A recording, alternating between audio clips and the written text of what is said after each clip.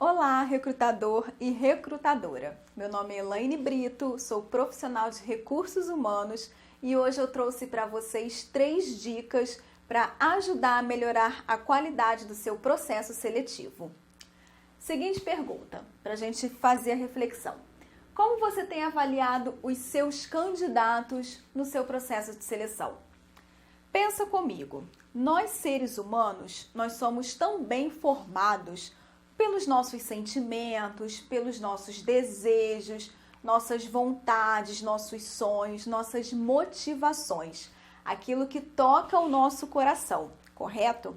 Então, nada mais apropriado, mais adequado que considerar também essas características no nosso processo seletivo.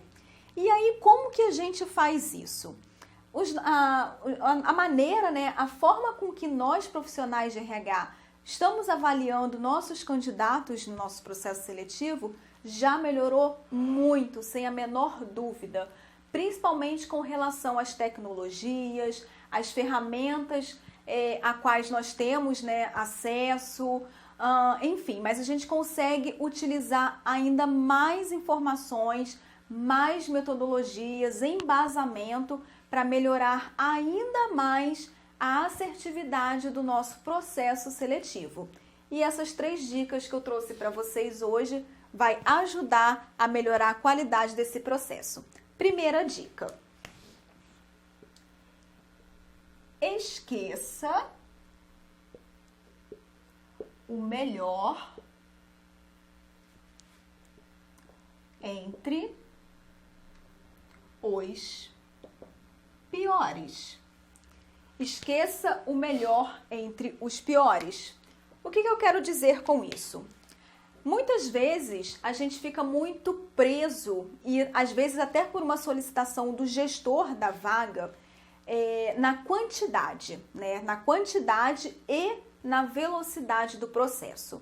E a consequência disso, a chance de fazer com que a gente caia nessa questão do melhor entre os piores é muito grande, porque a gente vai focar muito no volume e não na qualidade, porque é praticamente impossível a gente, com o tempo que normalmente o profissional de recrutamento tem para fechar uma vaga, ele conseguir apresentar um rol de candidatos muito grande, com todos aqueles candidatos sendo os melhores entre os melhores.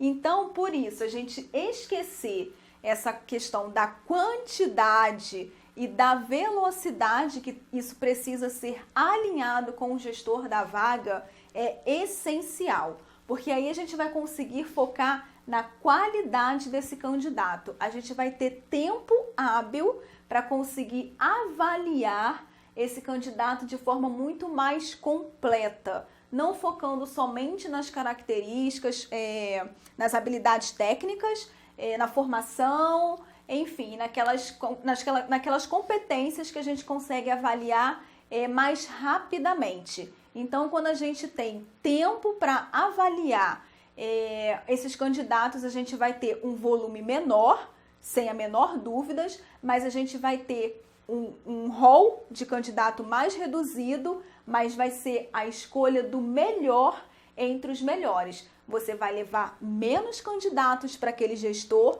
mas vai estar proporcionando a ele escolher o melhor entre os melhores. Segunda dica. O relacionamento com o candidato.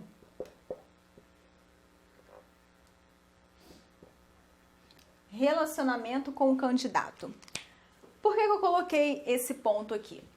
A gente pode até colocar aqui também.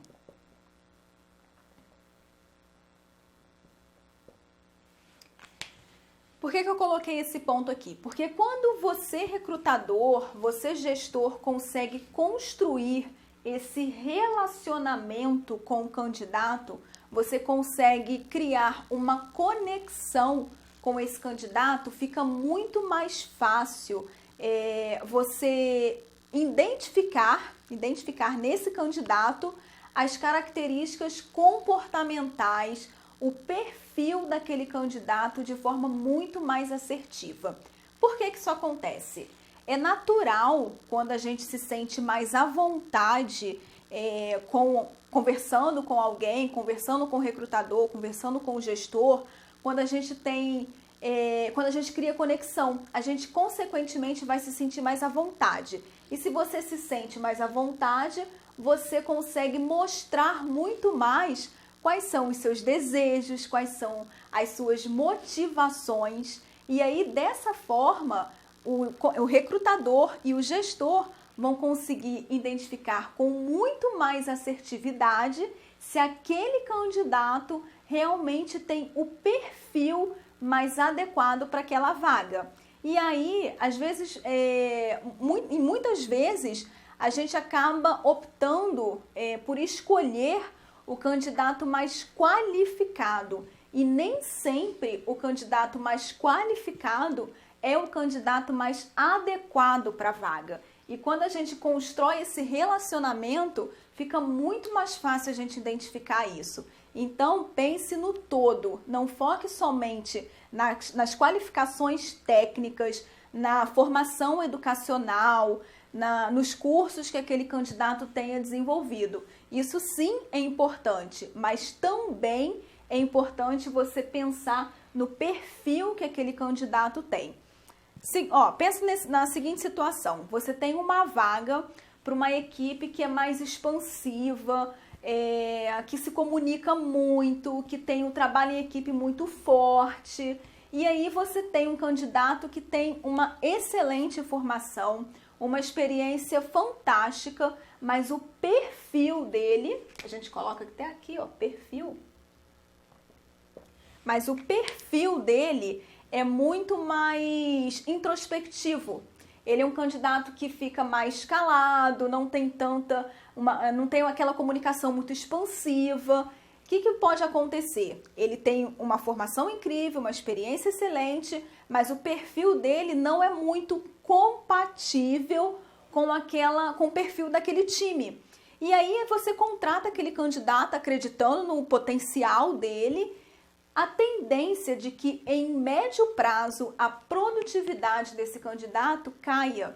Por quê? Porque isso vai impactar na motivação desse candidato. Então, por mais que ele esteja desenvolvendo o trabalho dele com qualidade, mas ele, enquanto ser humano que precisa suprir as suas necessidades, suprir os seus desejos e as suas motivações, isso vai estar sendo impactado.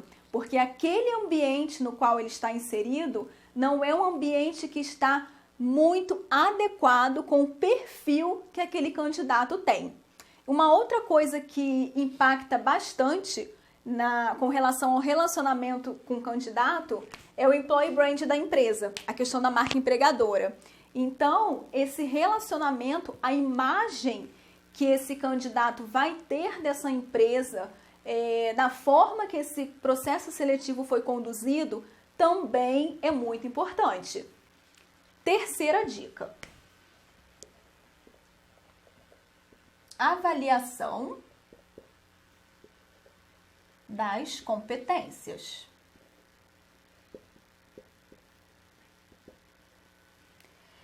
Esse terceiro ponto é como se fosse o fechamento do que nós falamos. A gente vai se munir de ferramentas, né? Vai utilizar ferramentas para conseguir avaliar essas competências. E aí a gente vai usar as perguntas com base em competências, a gente vai aplicar os testes que forem convenientes para a empresa. E aí, quando a gente constrói esse relacionamento, quando a gente já tem os melhores candidatos, a gente vai avaliar essas competências com base no que foi traçado para a vaga e sim identificar o candidato mais adequado para aquela posição. E aí a chance de você colocar o candidato certo na vaga certa vai ser muito maior. Você vai ter muito mais assertividade no seu processo. E a chance desse candidato ficar muito mais tempo na empresa e desenvolver uma carreira de forma motivada, com produtividade, com satisfação, vai ser muito maior. Então fica aqui essas 3 dicas, espero que vocês tenham gostado. Com certeza são dicas que são aplicáveis de forma muito fácil no dia a dia profissional de cada um de vocês. Espero que tenham gostado e até o próximo vídeo. Super beijo!